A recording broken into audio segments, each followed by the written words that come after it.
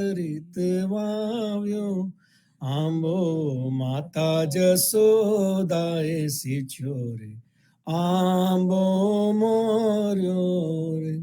સાખરે પાત્રનો પાર ન જાનું, વાલો મારો 14 ભુવન વિસ્તર્યો. સુખ સંકાદિક પંખી રે બેઠા, આંબો વેદન જાય વરણ્યો રે, આંબો મોર્યો રે. આરે ભૂતલમાં અમીરસ ભરવા, વાલો મારો બ્રહ્માએ જાચીને તેડ્યો. નચયાચા સ્વામી સુફલ ફલ્યો, આંબો બ્રિજ વિનેતાએ વેડ્યો રે, આંબો મોર્યો રે. સખી તુલે તોરણ બંધાવો રે, અલબેલો આવે. હું તો મોતીડે ચોક પુરાવું રે, મોહન મારે મન ભાવે. સૈયર સમાની મલી રે માનુની, આજ મારે મંગલ ગાવાને આવો. થાલ ભરું રે છગ મોતીડે, મારા વાલાને વધાવો રે, અલબેલો આવે. સાસા સ્નેહ જનાવું મોરી સજની, આજ મારે હૈડે હરખન માય. મોહનજીનું મુખડું રે જોવા, મારો એક પલક જુગ જાય રે, અલબેલો આવે. આજ અંગે ઉલટ ગનેરો મારી સજની, હારે હું તો નેહ ભરીને નાચું. નચયાચા સ્વામી મંદિર પધાર્યા, એ સપનું કે સાચું રે, અલબેલો. મુને ગિરધરે ગેલી કીધી રે, સહિયર શું કહો છો. મારી બુધ હરીને લીધી રે, સહિયર શું કહો છો. સંતતની શેરડી રે ગઈ તી, બેની મેં તો સહ સ્વભાવે જોયું. વિઠ્ઠલ વર તહાં રમતા રે દીઠા, તહાં થકી મનડું મોહ્યું રે, સહિયર શું કહો છો. આગે મેં મોટ મોટેરા રે જોયા, હારે બેની બ્રહ્મા શંકર સરખા. આને અવસર જાદવને રે જોતા, ભાગી ભૂખ ગઈ તરસારે, સહિયર શું કહો છો. સર્વ મળીને વૈકુંઠ વખાને, હારે જેને ધામ મુંગટનું દીઠું. ભટ્ટ વૃંદાવન જોતા, મુને અવરન લાગે મીઠું રે, સહિયર શું કહો છો.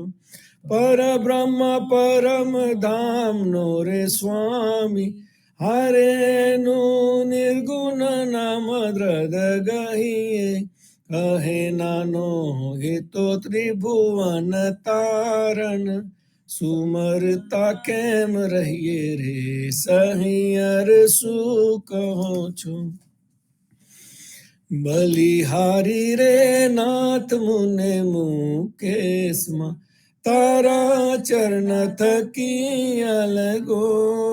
નાથ મુને મુકેશમાં આમો પરમારથ કહીએ ના જાન, તારા નામ નાવલ જ્ઞાનાથ મુને મુખે સમા. બલિહારી રે વાલે મારે વિઘ્ન હર્યા, એવા વિઘ્ન હર્યા કઈ વાર, વાલે મારે વિઘ્ન હર્યા. ગોકુલિયું રે લંતુરે રાખ, વાલે બ્રિજની કીધી સહાય, નાથ મુને મુકે તમોરે અમારે ને અમોરે તમારે, અંતર નાહી લગા નચૈયા સ્વામી એટલું રે માગું, મારા વાગવનની વાર, નાથ મુને મુકે.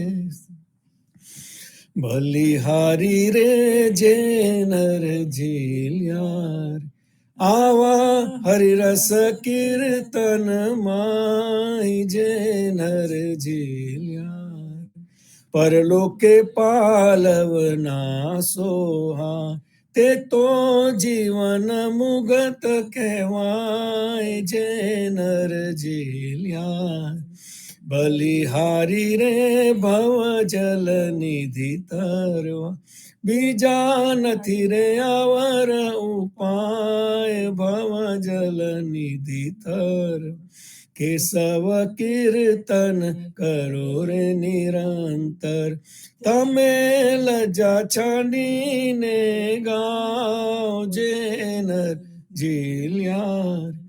બલિહારી રે આ દેહી થીર નાહી, તેને પડતા ન લાગે વારા, દેહી થીર ને ન સૈયો સંતોરેલું, આવા ગોવિંદ ગુણ ભંડાર જે નર ઝીલ્યાર. બલિહારી રે અલબેલો આવે, સખી તોરણ બંધાવો રે બાર, અલબેલો આવે. ચૌવા ચંદન ઉગટ કરા, પધરાઓ મોરા, અલબેલો આવે. બલિહારી રે સ્નેહ સબલો ધરી, જેમ પ્રાણ જીવન વસ થાય, સ્નેહ સબલો ધરી. મુખડું નિહાલો સખી મોહનજીનું, તેને ત્રિવિધ તાપ મટી જાય, અલબેલો આવે. બલિહારી રે સુંદર શોભાન, તે તો કોને કહી નવ જાય, સુંદર શોભાન. અને ન સૈયો પ્રાપ્ત અનુપ, જેને હોય કૃષ્ણ કૃપાય, અલબેલો. આકલડીનો ચારો રે, આકલડીનો ચારો રે, સામલિયોજી કરી ગયો રે, હવે કેમ જીવું રે મોરી માં. મોર પીછ મુકટ રે, મોર પીછ મુકટ છે સોહામનો રે, કુંડલ મીનાકાર સોહાય. આજને હું ઊભી રે, આજને હું ઊભી રે, આંગણીએ આપને રે, એની વાટે જો તારે હું તા કહા. મીઠો ને મેલાવો રે, મીઠો ને મેલાવો રે, આમને તહા આવો રે, વાલે મારે કરી રે નયનાની સા.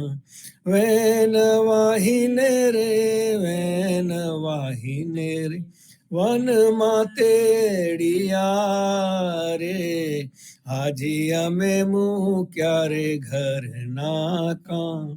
વાલો મારો રમે રે, વાલો મારો રમે રે, आँख मीचामनी रे हरि हवे हवारे अंतर ध्यान હું એને સાહેલી રે હું એને સાહેલી રે જોવાની સર્યા રે જોયા જોયા વૃંદાવન મોજા નચૈયાનો સ્વામી રે નરસૈયાનો સ્વામી રે ભાઈ મને તહા મળ્યો રે ધન આહિરદાનો અવતાર ગામ રે ગોકુલ યુતે ગામ રે અતિરલિયા મનુ રે કहाँ છે મારા વાલાજીનો વાસ બ્રિજની નારીઓ રે બ્રિજની નારીઓ સાહુ ટોલે મળી રે રંગ ભરી રમવાને આવ્યા રાત બ્રિજની નારીઓ રે બ્રિજની નારીઓ રે આકુલ વ્યાકુલી રે પૂછે કઈ દીઠારે નંદ કુમાર થઈ થઈ નરત રે થઈ થઈ નરત રે કરતો આવ્યો રે વાલે મારે કંઠે આરોપ્યો હા સુંદર જમુના રે સુંદર જમુના રે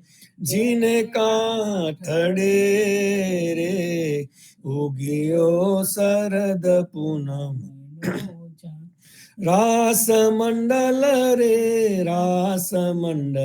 રે પ્રભુજીએ તહાં રચ્યો રે ગોપી મન પામ્યા રે પરમાનંદ એક એક ગોપી રે એક એક ગોપી રે વચમાં વાલમો રે હમ ચીકુદે ને વલી ગાય વાકે ને અંબોડે રે વાકે ને અંબોડે રે મન વેદાય રહ્યા રે વાકા વાકા વિવિધ વાજિંતરવા વાકા વાકા વેન રે વાકા વાકા વેન રે બોલે રસાલુ રે વાકા વાકા ગાય રે મધુરા ગાન નચૈયા સ્વામી ને નચૈયા જાઉં બલિહાર ડે રે વાલે મારે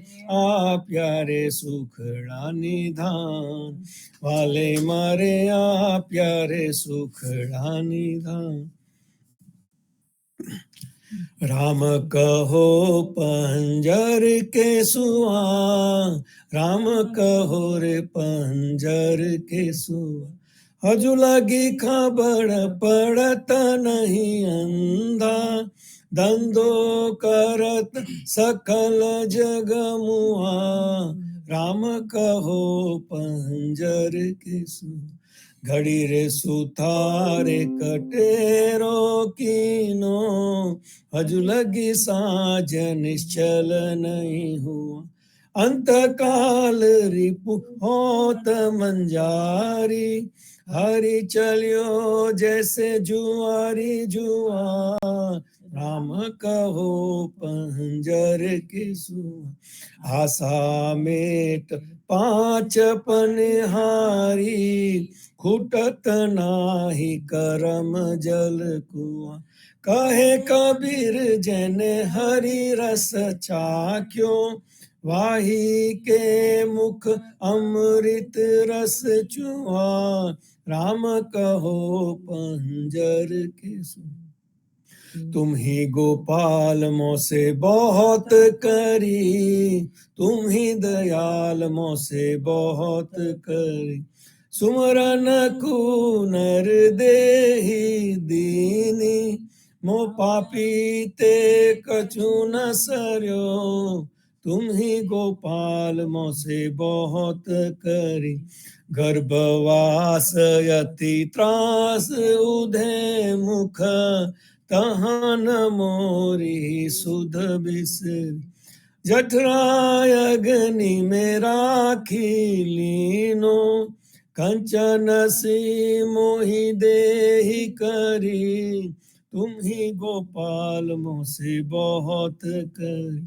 कहाँ कहूँ अपराधी जन्म से, आद अंत मोह से बिगड़ी।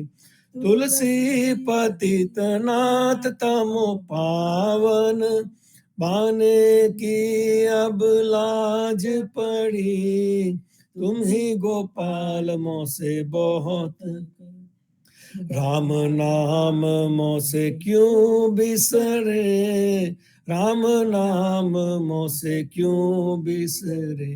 जल सुतता सुतता वाहन बक्स, ताजनुनी को बिरद टरे। राम नाम मोसे क्यों बिसरे, जो पेवन ही होत शीतलता, रवि शशि पश्चिम उदित करे। होत नहार सिंध बनराई, डाबी बेरिया जो गुजरे। राम नाम मोसे क्यों बिसरे, जरा मरण जाके सिर ऊपर, सोही मूरख कित करव करे। सूरदास वाकु काहूँ ठोर नाही, हरि चरणे आवी उगरे। राम नाम मोसे क्यों बिसरे।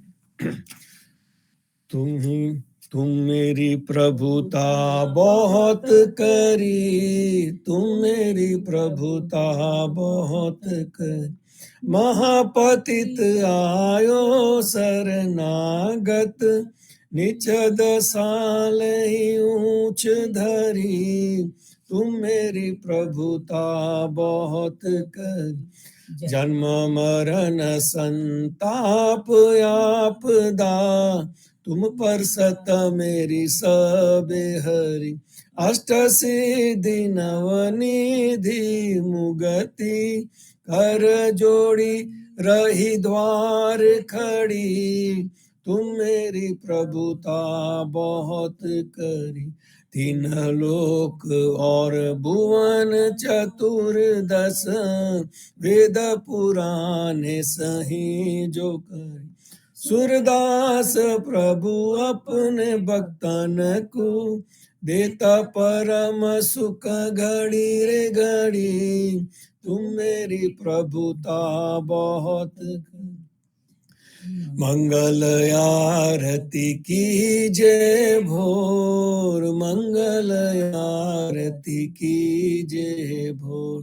मंगल जन्म करम गुण मंगल, मंगल राधे जुगल किशोर। मंगल आरती की जय भोर, मंगल मुगट मेन धुनि मंगल, मंगल है मुरली गण गो। मंगल ग्वाल बाल सब मंगल, मंगल जसोमति नंद किशोर। मंगल आरती की जय भोर, ब्रिजवासी के तो घेरे घेरे मंगल, नाचत गावत दो कर जो। मंगल गुण गावे प्रेमानंद, मंगल सब विधि माखन चोर। मंगल आरती की जय भोर, जागो रे मोहन प्रात भयो, जागो रे मोहन प्रात भयो। प्रात समय जागे की बेरिया, खेलत हो कछु खेली रहो। जागो रे मोहन प्रात भयो, द्वारे थादी कुमारी राधिका, उनको चुराई तुम कहाँ झूलियो। तब हंसी बोलत कुंवर कन्हैया, मैं ब्रुकुमान घर कबहु गयो, जागो रे मोहन भयो। लय संपट पथ दूर कियो है, धन रे जनु नीवा को दरस दियो। सूरदास प्रभु तिहारे मिलन को, रवि करुणामय उदित भयो, जागो रे मोहन प्रात भयो। जागो गोविंदा तुम जागो ने हरि, जागो गोविंदा तुम जागो ने हरि। तुम जागंता सब जग जागे, जागे मथुरा उमंग भरी, जागो गोविंदा तुम जागो ने हरि। कृष्ण कृष्ण करी ग्वाल डोलत है, माता जसोदा आन करी। पैरो पीताम पैरो अजाप कमर कसी बांधो, उठो मेरे लाल सिर पर मुगट धरी, जागो गोविंदा तुम जागो ने हरि। सिर पर बैरी तो कंस बसत है, दोनों नयन आत निंद्रा भरी। सूरदास प्रभु तिहारे मिलन को, मोहन मोरली अधर धरी, जागो गोविंदा तुम जागो ने। मैं जोगी जस गाया बाला, मैं आनंद जस गाया रे।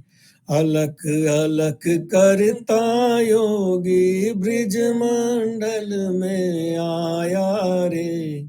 भिक्षा लेकर आई नंद रानी, शंकर शीस डोलाया रे।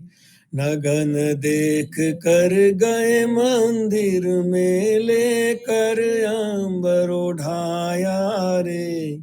क्या करूं मैया तेरा पाट पीतांबर, क्या करूं कंचन माला रे।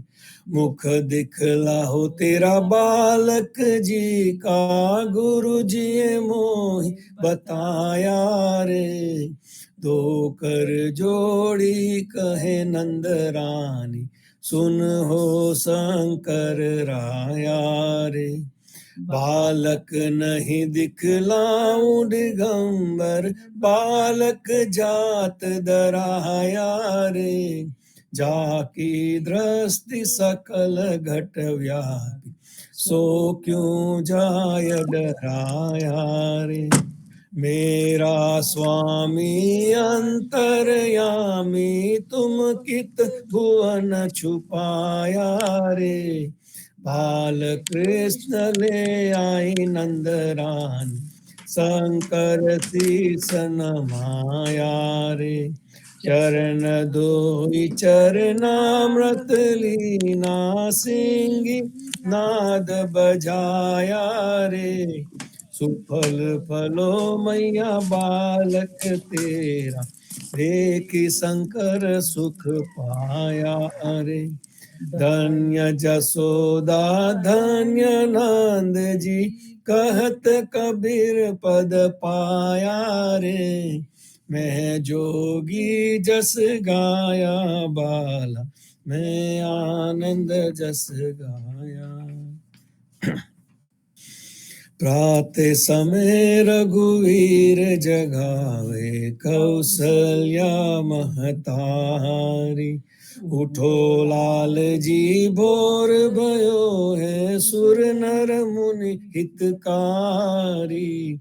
ब्रह्मादिक इंद्रादिक देवता, सनकादिक मुनि चारी। वाणी वेद विमल जस गावे, रघुकुल जस विस्तारी।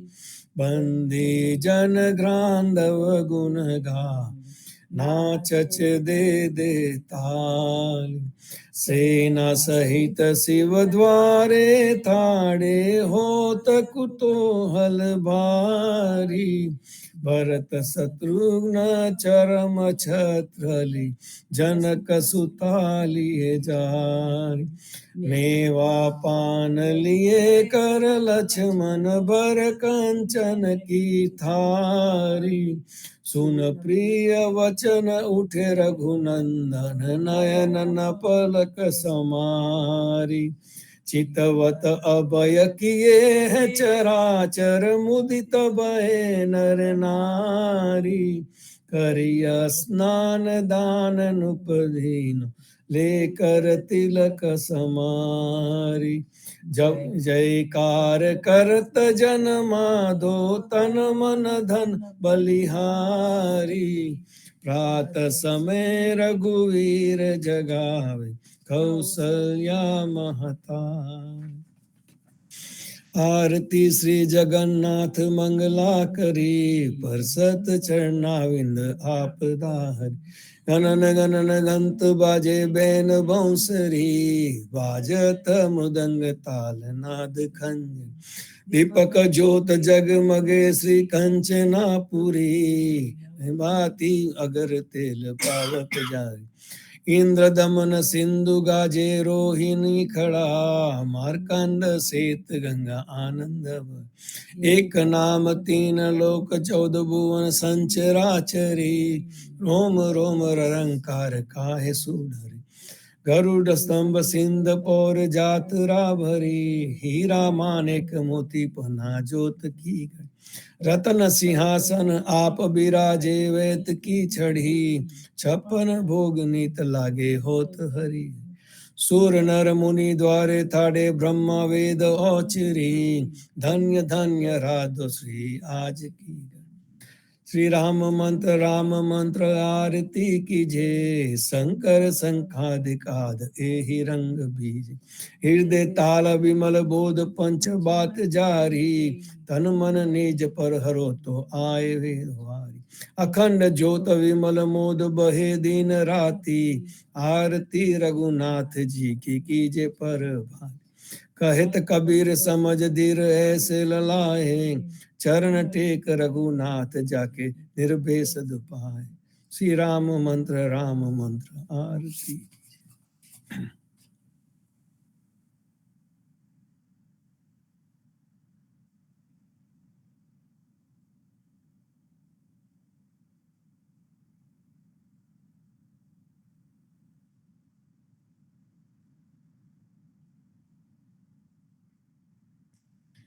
राम कबीर।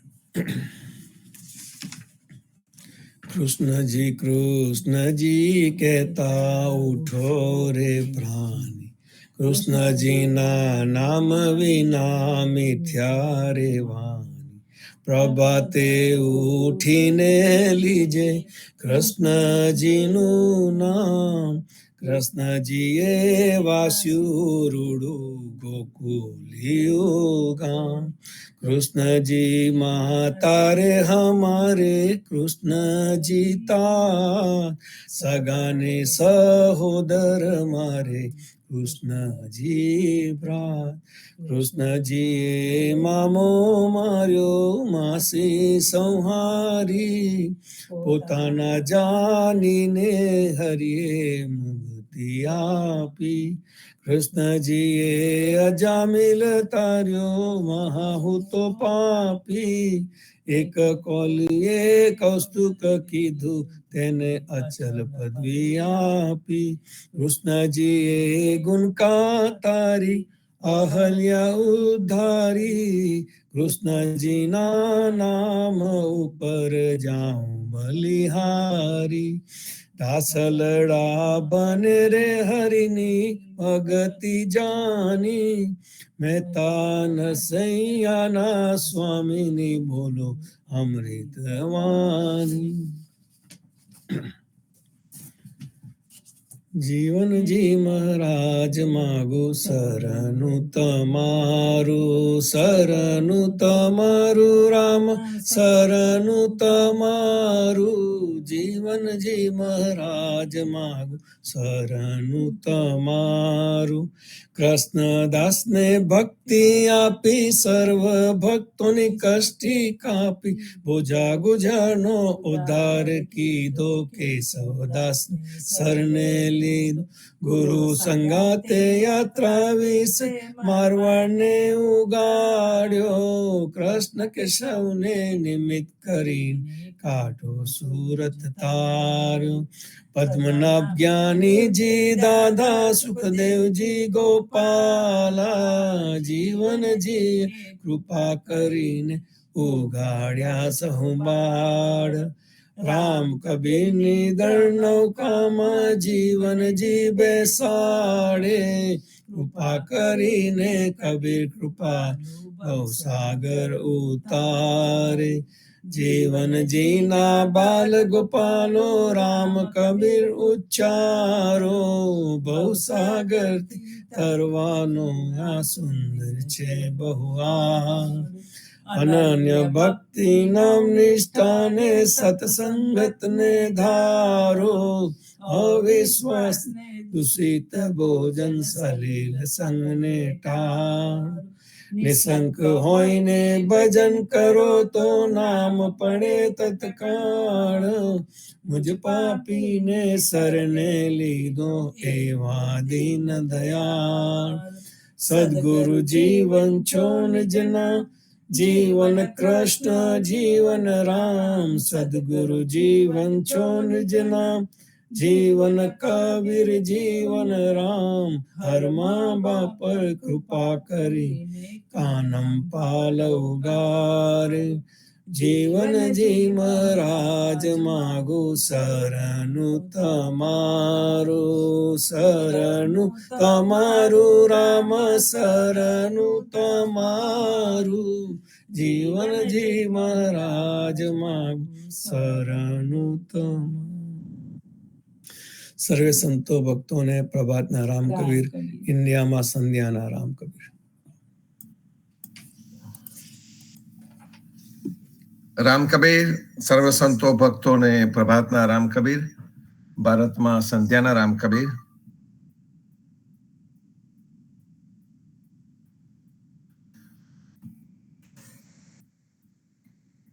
સ્વામી પરિવારને રામ કબીર, જીવનજી મહારાજની ગાદીને, તેમના ક્રાંતિકારી વિચારોને સાદર સપ્રેમ રામ કબીર.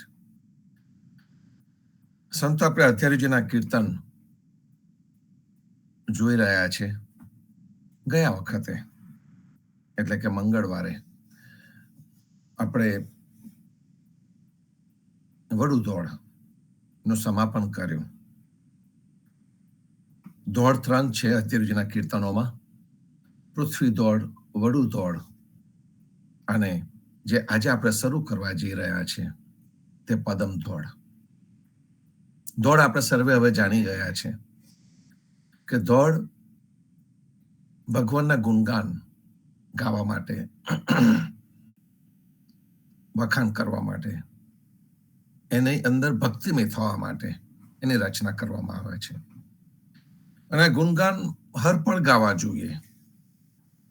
એટલા માટે જીવનજી મહારાજે ખૂબ જ યુક્તિ વાપરીને આ દોડને આપણા જીવનમાં મૂકી દીધી.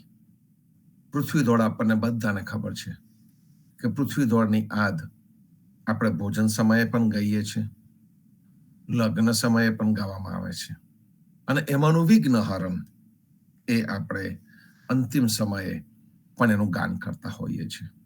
તો દોડ ફક્ત પુસ્તકમાં ન રહે, આપણા જીવનમાં રહે અને ભગવાનના ગુણગાન આપણે સુંદર રીતે ગાતા રહીએ. એટલા માટે જીવનજી મહારાજે એને આપણા જીવનમાં મૂકી દેવામાં આવ્યું અને સમાજ તરીકે પણ આપણે એનો સ્વીકાર કર્યો. અને એને આપણે આ 3 પ્રસંગ વખતે પૃથ્વી દોડનો ઉપયોગ કરીએ છીએ. વડુ દોડ બહુ મોટી છે અને એટલા માટે તો આપણે ગઈકાલે જોયું કે ઓલમોસ્ટ 9 થી 10 મુદ્દાઓ મંગળવારે આપણે લીધા હતા એના સમાપનમાં.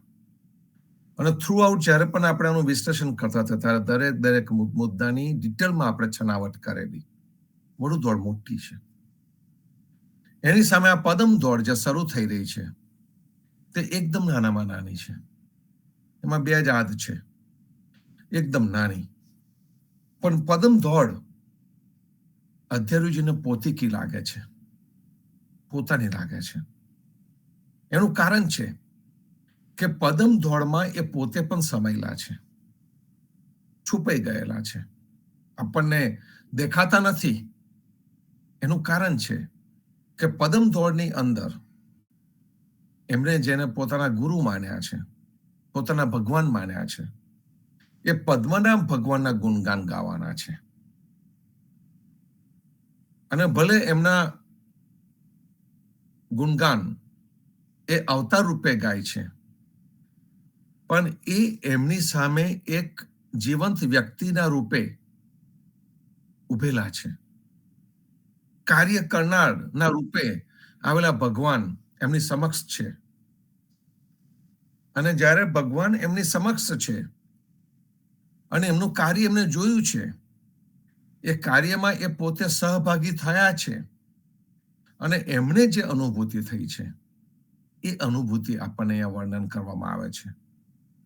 આ પદમ દોડને એમના જન્મની દોડ પણ કહી શકાય, પદ્મનાભ ભગવાનના જન્મની પણ દોડ કહી શકાય, કારણ કે એમાં એમના જન્મનું વર્ણન પણ છે અને સાથે સાથે એમના કાર્યનું વર્ણન પણ છે.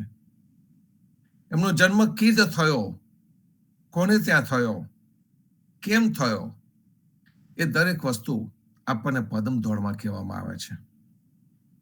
હમણાં છેલ્લા 1-2 અઠવાડિયાથી જીવનજી મહારાજની સાખીઓનું પણ વિશ્લેષણ જે રીતે ચાલી રહ્યું છે, એની અંદર પણ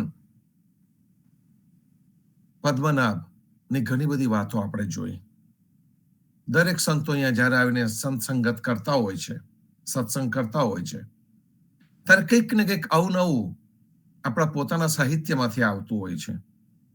અને એની અંદર આપણે પદ્મનાભ ભગવાનનું ચરિત્ર, પદ્મનાભ ભગવાને કરેલું કાર્ય, અધ્યયજીનું કાર્ય લઈને આવેલા છે. આપણા માટે પાટણ એક પવિત્ર ભૂમિ છે. એનું કારણ છે કે એ પવિત્ર ભૂમિની ઉપર આવીને મોટા મોટા કાર્યો થયેલા છે. આ જ પદમ દોડની અંદર પાટણને વૈકુંઠની સાથે સરખાવવામાં આવે છે. પાટણને દ્વારકાની સાથે સરખાવવામાં આવે છે. કેમ? તો કે પાટણને વૈકુંઠની સાથે સરખાવવામાં આવે છે એનું કારણ કે જે પ્રેમ વૈકુંઠમાં છે, જે પ્રેમ કૃષ્ણ લઈને વૈકુંઠમાં વિહરે છે, એ જ પ્રેમ લઈને એમનું જ સ્વરૂપ એવા પદ્મનાભ અહીંયા આવ્યા, પ્રેમ લઈને આવ્યા, ભક્તો માટે પ્રેમ લઈને આવ્યા અને દરેકને એક સુંદર પ્રેમ ભક્તિનો રસ્તો શીખવાડીને ગયા. અને એટલા માટે વાડી તો વૈકુંઠ સરીખી, એવું આપણે બોલું જે મોહનનું પદ ગઈએ છે, વાડીએ જઈએ રે વૈષ્ણવ, વાડીએ જઈએ. મોહનના સ્વામી મોહન એ આપણે હમણાં જે છેલ્લે આવ્યું એમાં વાત આવી હતી, અંતા સુધી શર્મિષ્ઠાબેનને એ વાત લીધી હતી કે જે મોહન છે એ કૃષ્ણદાસ ની 3જી પેઢીએ આવે છે, 3જી કે 4થી પેઢીએ. અને જે મોહન ને જે અનુભૂતિ થઈ એ અનુભૂતિ એમને લખી નાખી. કૃષ્ણદાસના પુત્ર શ્યામદાસ એને પણ બહુ જ સુંદર, એ કારણ કે કવિ હતા અને કવિએ પણ આપણને ખૂબ સુંદર રચનાઓ આપી. ઘણી રચનાઓ આપણે સાચવી ન શક્યા અને ખોવાઈ પણ ગઈ હશે, નષ્ટ પણ થઈ ગઈ હશે, પણ જે સચવાયું તેને જગદીશ મહારાજે આપણી સમક્ષ પીરસી દીધું સુંદર શબ્દોમાં, અર્થ ઘટન એમના ભાવની સાથે આપણી સમક્ષ મૂકી દીધું એમને. તો વાડીએ જઈએ રે વૈષ્ણવ, વાડીએ જઈએ એ પદમવાડીનું કીર્તન છે, પણ એક્ઝેક્ટલી જીવનવાડીને પણ એ અપ્લાય થઈ શકે, કોઈ પણ વાડી. કારણ કે આપણી પરંપરાની અંદર આપણે સ્મશાન શબ્દ વાપરતા નથી, આપણે એને વાડી જ કહીએ છીએ. વાડી જે હંમેશા લીલીછમ હોય, વાડી જેની અંદર વિકાસ થયા જ કરતો હોય. મનુષ્યના જીવનનું કંઈક એવું જ છે, મનુષ્યના જીવનનો અંત નથી આવતો, એ તો કદાચ એના શરીરનો અંત આવ્યો હોય, પણ એનું જીવન તો ચાલુ ને ચાલુ રહે છે. આ કીર્તનની અંદર પણ આપણને એ જ કહેવામાં આવ્યું છે કે આપણું જે શરીર છે એ પંચ મહાભૂતમાંથી બનેલું છે, અને જ્યારે એ શરીર જાય છે તો આપણે કહીએ છીએ કે પંચત્વને પામ્યું. પંચ મહાભૂતમાંથી બનેલું આ શરીર પંચત્વને પામ્યું, કે જે પાંચ મહાભૂત હતા એને જે પામ્યું, જેનું બનેલું હતું એમાં એ પાછું કન્વર્ટ થઈ ગયું. એની અંદર પાંચે પાંચ તત્વો હતા, એ પાંચે પાંચ તત્વોમાં કન્વર્ટ થઈ ગયું. જ્યાંથી આવ્યું જેવું હતું તેવું થયું. અને જે ચૈતન્ય હતું, જેને આપણે આત્મા કહીએ છીએ, સ્પિરિટ કહીએ છીએ, ગમે તેને કોઈ જુદા જુદા નામથી બોલાવતું હોય, તો એ ચૈતન્ય જઈને ચૈતન્યમાં સમાયું. અને આ સરળ પદ્ધતિ આપણને આપવામાં આવી. આ પદમ દોડ જ્યારે શરીર પંચત્વને પામે છે તે વખતે આપણા સમાજમાં ગાવામાં આવે છે. આપણને બધાને ખબર છે, આપણે અત્યારે પણ વિઘ્નહરણ ગાઈએ છીએ. પણ જ્યારે બહેનો પાદરેથી પાછી વળતી હતી ત્યારે વિઘ્નહરણ ગાતા ગાતા આવે અને ઘેર આવીને પદમ દોડ ગાતા હતા. અને પદમ દોડ ગવાવી જોઈએ, કારણ કે એને આપણે મુખ્ય માનીએ છીએ. બીજા બધા અવતારો આવ્યા અને કાર્ય થયું કે નહીં આપણે કથા રૂપે જોતા હોઈએ, કે વાર્તા રૂપે જોતા હોઈએ, કે કલ્પના રૂપે પણ જોતા હોઈએ, પણ પદ્મનાભ અને અધ્યારુજીની જે જોડી છે એ તો હજુ નવી જ છે, 500-600 વર્ષ પહેલાની છે. પદ્મનાભના વંશજો પણ છે હજુ, અને અધ્યારુજીના વંશજો પણ છે. એટલે આપણને ખબર છે કે આ થઈ ગયેલું છે, આ હિસ્ટ્રી છે, સાચો ઇતિહાસ છે. ભલે એ સાચો ઇતિહાસ જળવાયો હોય, એ પરંપરા સાચી રીતે જળવાઈ હોય કે ન હોય એ વાત જુદી છે, પણ આ કલ્પના નથી, આ હકીકત છે. અને એને જ્યારે આપણે જોઈએ તે વખતે આ કીર્તનો અધ્યાયુ જે લખ્યા એને જીવનજી મહારાજે આપણને જ્યારે દેહ પંચત્વને પામે અને બહેનો પાછી વળતી હોય ત્યારે આને ગાય, વિઘ્નહરણ ગાય અને પદમ દોડ ગાય. કદાચ આપણે પદમ દોડ નથી ગાતા, પણ આપણે પાંચે પાંચ વિશ્રામનું જ્યારે પારાયણ કરીએ છીએ તો એક સાથે પદમ દોડ પણ ગવાઈ જતી હોય છે. પણ કોક ને ફરીથી જાગે, કારણ કે જગદીશ મહારાજ સુંદર રીતે લખીને ગયા છે કે આપણી પરંપરા છે પદમ દોડ ગાવાની. તો ચોક્કસ જ ઘેર આવીને જ્યારે આપણે બેઠા હોય શાંતિથી, ભગવાનમાં ચિત્ત લાગેલું હોય, પદમ દોડનું ગાન ગવાય. બીજી કોઈ વાતો કર્યા કરવી અને કંઈક બીજું કરવું, ઇતર તિતર પ્રવૃત્તિ કરવી, એના કરતા જ્યારે સમૂહમાં ભેગા થયા હોય તો પદમ દોડનું ગાન કરાય. એ જ રીતે આ પદમ દોડને નહાવાની આદ પણ કહેવામાં આવે છે. જ્યારે આપણે સ્નાન કરતા હોય તે વખતે પણ એક જમાનામાં આપણા પૂર્વજો આ પદમ દોડ ગાતા હતા. નાતા નાતા ભગવાનનું નામ લે, અને નાતા નાતા જે ભગવાનનું નામ લે એ વખતે આ પદમ દોડ ગવાતી હતી. તો કે કેમ પદમ દોડ ગવાતી હતી? તો કે છે કે મનુષ્યના જીવનમાં સંઘર્ષો તો હોય, અને સંઘર્ષોનો સામનો એને પોતે કરવાનો છે. અને એ વખતે એની સમક્ષ ભક્ત વત્સલ ભગવાન આવીને ઉભા રહ્યા હોય, જે ભગવાન એને પ્રેમ કરે છે એવા ભગવાન. એ ભગવાન પણ ધીમે ધીમે બદલાયા છે આપણા જીવનમાં. ભગવાનની પોઝિશન બદલાયેલી છે. ભગવાન તો કદાચ એને એ હશે, પણ મનુષ્ય બદલાયો એ પ્રમાણે ભગવાન પણ માનો કે પ્રોગ્રેસિવ રહ્યો હોઈ શકે, કારણ કે અંતે તો ભગવાન મનુષ્યની પોતાની જ કલ્પના છે. ભગવાનને મનુષ્ય જ ઉભો કર્યો છે. અને એટલે તો પેલા એક સંત કવિ જોરથી કહેતા હતા કે ભગવાન તારું અસ્તિત્વ ક્યાં સુધી છે? તારું અસ્તિત્વ ત્યાં સુધી છે કે જ્યાં સુધી હું છું ત્યાં સુધી તારું અસ્તિત્વ છે. હું છું એટલે તું છે એવું ખુમારીથી કહેનારા સંતો પણ છે. તો કહેવાનો થાય છે સંતો કે આપણે સંઘર્ષ કરતા હોય તે વખતે આ ત્રણ તાપો, ત્રિતાપ, આધિભૌતિક, આધ્યાત્મિક અને આધિદૈવિક, આપણે અધિદૈવિકનો અત્યારે પ્રકોપ જોઈ રહ્યા છે વડોદરાની અંદર, ગુજરાતની અંદર, કે જ્યારે જલ નામનો પંચ મહાભૂત પોતાની સીમાઓ છોડે ત્યારે શું થઈ શકે એ આપણે જોઈ રહ્યા છે. અને એ જ્યારે આ ત્રણ તાપો આપણી સમક્ષ જ્યારે આવે અને આપણને એ તાપમાંથી શાંતિ જોઈતી હોય, તે વખતે આપણે પ્રભુનું નામ લેતા હોઈએ.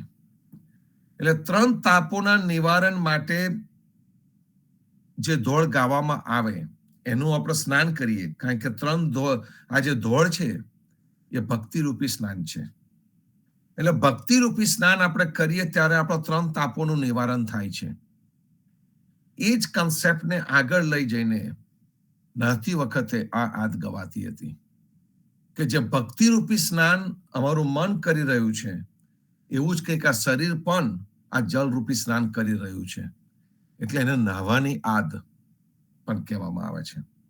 અને મેં કહ્યું પ્રમાણે આ નાની છે, ફક્ત 2 આદ છે આની અંદર, અને એ 2 આદોને નહાવાની આદ પણ કહેવાય છે. તો એક જ્યારે દેહ પંચત્વને પામે ત્યારે ગાવામાં આવે છે, અને બીજું રોજે રોજ નહાતી વખતે પણ આ પદમ દોડને ગાવામાં આવે છે. કારણ કે જેવી રીતે આપણા 3 તાપોના નિવારણ માટે ભક્તિરૂપી સ્નાન કરીએ છીએ, એ જ રીતે આપણે શરીરને પણ એ જ ભાવથી શરીરને પણ આપણે સ્નાન કરાવીએ છીએ. કારણ કે શરીર થકી આપણે કાર્ય કરી રહ્યા છે, એટલે આ શરીરની પણ આપણે કાળજી કરવી. પવિત્રતાને સ્નાનની સાથે પણ જોડી દેવામાં આવી. એ જીવનજી મહારાજની કલા છે, આ જોડવામાં આવેલું છે. તમે ઘણા બધા શ્લોકો જોયા હશે કે ભાઈ નહાતી વખતે હું ગંગાને યાદ કરું અને નહાતો, એવા શ્લોકો તમે જોયા હશે. આપણી અંદર પણ આ છે, પણ એને અંદર જઈને આપણે બહુ જોયું નહીં, એટલે આપણને ખબર પડી નહીં. જગદીશ મહારાજ જેવા જાગ્રત સંત આવ્યા આપણા જીવનમાં, અને જાગ્રત સંતે આવીને આપણને આ બધા અમૂલ્ય રત્નો બતાડ્યા છે સંતો. અને અમૂલ્ય રત્નોને આપણે પકડવાના. આપણે ભગવાનની વાત કરતા હતા, એ મુદ્દા પર થોડાક જઈ આવીએ, પછી પાછા પદમ દોડ બાજુ આવી જઈએ. કે પેલા જે સંતે કહ્યું કે હું છું એટલે તું છે, તો જે ભગવાનની જે કલ્પના, ભગવાનની જે વાત આવી, તો જે મૂળે જે અબ્રાહમને જે હતા એ વખતે એ લોકોએ ભગવાનની જે કલ્પના કરી, ભગવાન ક્રૂર છે એવું એમને કલ્પના કરેલી. એટલા માટે કે એ જે પ્રદેશમાં રહેતા હતા એ પ્રદેશની અંદર જીવવાનું વિકટ હતું, જીવવાનું અસહ્ય હતું. રણ પ્રદેશ, જ્યાં તમને બીજું કશું જ મળે નહીં, ના તમે પાક પકવી શકો, અસહ્ય ગરમી પડતી હોય, અને એવાની અંદર મનુષ્ય જીવતો હતો. તે વખતે મનુષ્યને કલ્પના આવી કે ભગવાન ચોક્કસ ક્રૂર હોવો જોઈએ, એ બદલો લે છે આપણી સામે. એટલે પહેલી કલ્પના જ્યારે ભગવાનની આવી ને મનુષ્યને, ત્યારે ક્રૂર ભગવાન છે. અને એ જે ક્રૂર ભગવાન છે એ બદલો લેવાના ભાવ સાથે મારી સામે બદલો લે છે. હજુ પણ કેટલાય લોકો નહીં ભગવાનને કેટલો બધો દોષ આપે છે. એમને એવું લાગે છે કે આ જેટલા પણ કષ્ટો અને દુઃખો જે આવ્યા હતા, ભગવાન બદલો લઈ રહ્યા છે, અને એનો સંપૂર્ણ રીતે લાભ આ જ્યોતિષીઓ, ભુવા, જાગરિયા અને કર્મકાંડી લોકો લઈ રહ્યા છે. કે આ તો તમે આ કર્યું છે એનો આ બદલો ભગવાન લઈ રહ્યા છે, તો લાવો રાહુ કેતુ તમને નડે છે, તમને મંગળ નડે છે, તો આટલા જાપ કરી લઈએ, આ વીટી પહેરી દઈએ, આ માદડિયું પહેરી લો, ગળામાં આ પહેરી લો. સાડાસાતી ચાલે છે. ભગવાને બનાવેલો કયો સમય ખોટો? નહીં દિન રાત ન વેલા, આપણે તો વાણીમાં કહીએ છીએ. પણ મનુષ્યના ડરમાં, મનુષ્યના મનમાં આ બેસાડી દેવામાં આવ્યું કે ભગવાન બદલો લઈ શકે છે, ક્રૂર છે. પછી ધીમે ધીમે કરતા મનુષ્યનો થોડોક ટોન બદલાયો અને કહે છે કે ભગવાન ન્યાયી છે, કે ભાઈ ભગવાન ન્યાય કરતો હશે, ખોટાને ખોટું આપે, ક્રૂરની સામે ક્રૂરતા, અને જે સારો હોય એની સામે સારા સ્વર થતો હશે. એ રીતે એક ભગવાનનો ન્યાયી ભગવાન. આપણે પણ બોલતા થઈ ગયા, કઈ વાંધો નહીં, અહીં આપણે નથી કશું કરી શક્યા, નથી એની સામે થઈ શક્યા, તો ભગવાન જોશે. એટલે આપણને ન્યાયી ભગવાન દેખાયો કે ભગવાન ન્યાય કરી શકે તેમ છે. કારણ કે મનુષ્યની મર્યાદા આવી ગઈ. મનુષ્ય વધારે ન કરી શકે એવું એને લાગ્યું.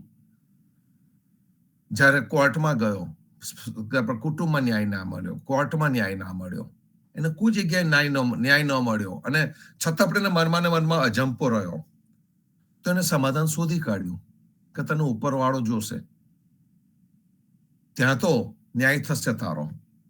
પણ એ ન્યાયની અંદર શું બેઠું? તો કે સ્વર્ગ અને નર્ક. સારા કાર્યો કરીશું તો સ્વર્ગમાં, પુણ્ય કાર્ય કરીશું તો સ્વર્ગમાં, ખરાબ કાર્ય કરીશું તો નરકમાં. એટલે ભગવાનને આપણે ન્યાયી બનાવી દીધો. પેલા કયા દેવ છે આપણે, એ દેવ આપણું બધું લખે, હિસાબ કિતાબ રાખે, અને છેક છેલ્લે પછીથી 2 દરવાજા હોય, એક યમરાજાનો દરવાજો, બીજો સ્વર્ગનો દરવાજો, અહીંયા જવું કે ત્યાં જવું, વારા પરથી દરવાજા ખુલે. એક કાલ્પનિક વાર્તાઓ જે ઊભી કરી અને આપણા મગજમાં જે ઘુસાડી દેવામાં આવ્યું, તે ધીમે ધીમે કરતા કેવી રીતે આવ્યું? તો કે ભાઈ મનુષ્યનો જે બિહેવિયર છે એ કોઈક રીતે કંટ્રોલમાં આવે, મનુષ્ય કોઈક રીતે સારા કાર્ય કરતો થઈ જાય. એટલે એને આ ડરાઈને કરવામાં આવ્યો, એને ધમકી આપવામાં આવી, ડર બતાવવામાં આવ્યો, અને ડર બતાવીને સજાના રૂપે આ બતાવવામાં આવ્યું. એટલે ભગવાન ન્યાયી છે. તો પહેલી વાત આવી કે ભગવાન ક્રૂર છે. બીજું મનુષ્ય આવીને કીધું ભગવાન ન્યાયી છે. એ જ ભગવાન વર્ષો જતા જતા જતા જતા જ્યારે જીસસ ક્રાઇસ્ટ સુધી આવ્યા, કે જ્યારે કબીર સુધી આવ્યા, તેમનું રૂપ બદલાઈ ગયું. કે ભગવાન તો પ્રેમ રૂપે છે, ભક્ત વત્સલ ભગવાન છે, પ્રેમાળ છે. અને ક્યાં રહે છે? તો કે ભક્તોના હૃદયમાં રહે છે. અને એટલા એ જ રીતે જીવનજી મહારાજે પણ આપણને આજે પ્રેમ ભક્તિ પ્રકાશ જે આપ્યું, સમાગમનું જે આપણું પહેલું ચેપ્ટર છે, એ પહેલા ચેપ્ટરની અંદર જે આપણને રંકારની ભક્તિની જે વાત કરવામાં આવી છે, એની અંદર પ્રેમ ભક્તિ અને પ્રકાશ આવે છે. અને જે હંસોની ગતિ, હંસ કે જેને ક્ષીર અને નીર બેને છૂટું પાડવાની શક્તિ છે, એવા આપણને સંતોને હંસ રૂપે ગણ્યા, કે જે સારું અને નરસું જોઈ શકે છે. એ આ સજામાં માનતો નથી, એને તો ફક્ત ભગવાનનું એક જ સ્વરૂપ જોયું છે, અને એ છે પ્રેમ સ્વરૂપ.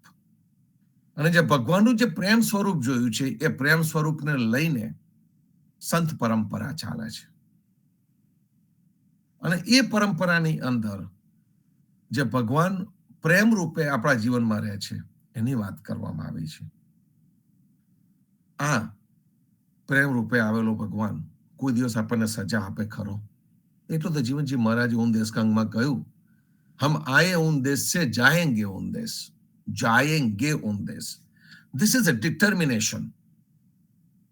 એમને એટલી મક્કમતાથી વાત કરી છે. કબીરે પણ કહ્યું કે ભગવાન જેવી ચાદર તે મને આપી, તેવી ચોખ્ખી ચાદર મેં રાખી છે, નિર્મલ રાખી છે, એવી ચોખ્ખી ચંદન ચાદર મેં રાખી છે.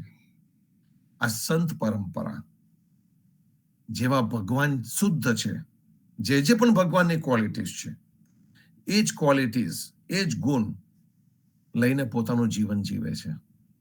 અને એટલા માટે ભગવાન અને ભક્તમાં કોઈ ફેર નથી, તફાવત નથી. અને એને આપણે અભેદની ભક્તિ કહીએ છીએ. પદમ દોડ ની શરૂઆતમાં જ, પહેલી લીટીમાં જ શું માગવું ને એ આપણને કહે છે.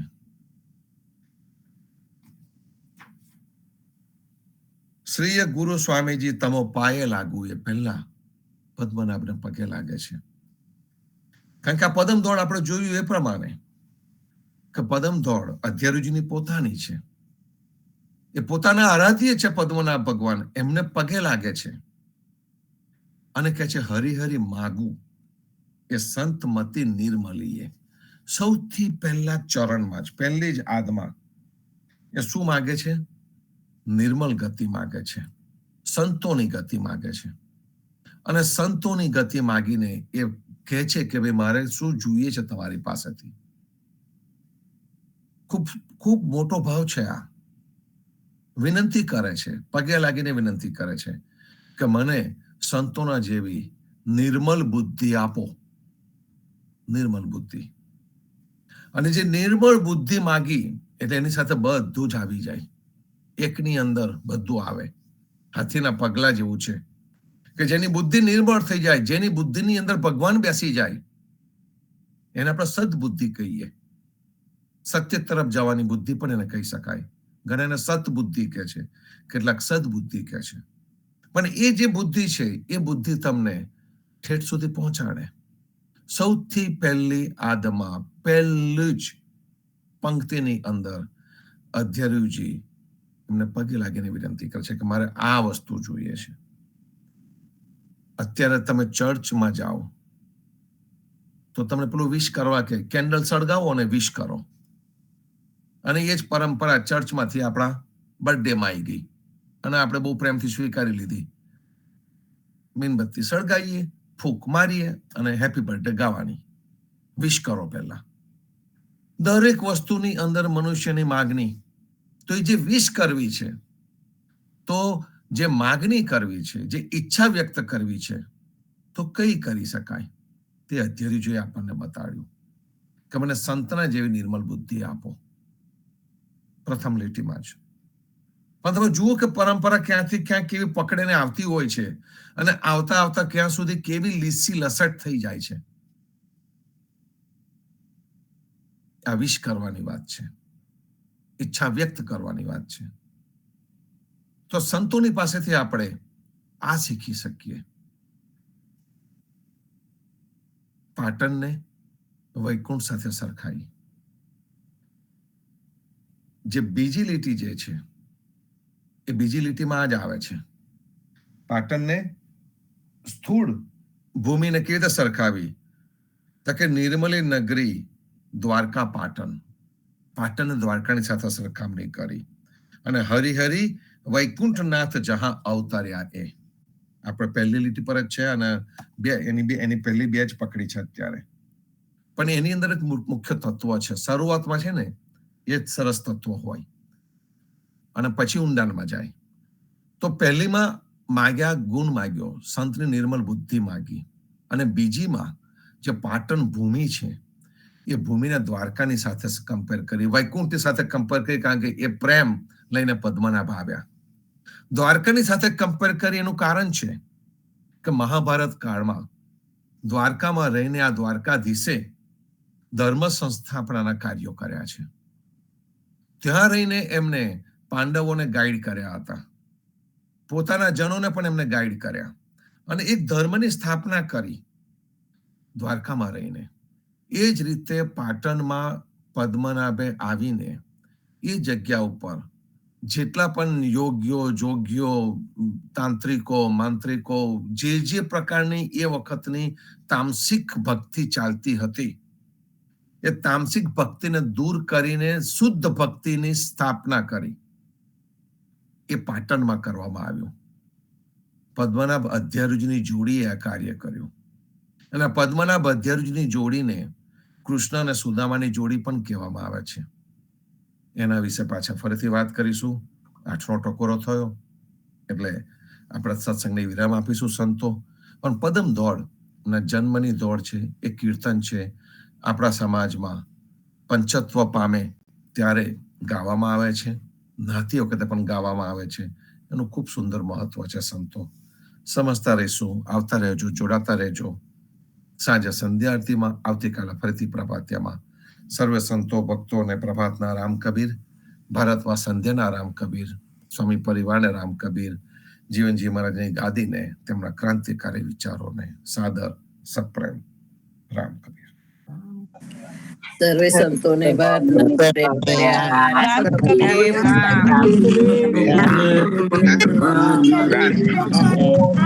રામ કબીર રામ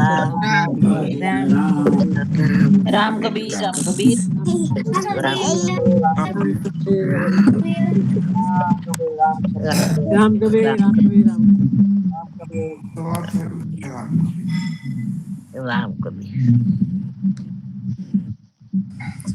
રામ કબીર સર્વે સંતોને પ્રભાતતા રામ કબીર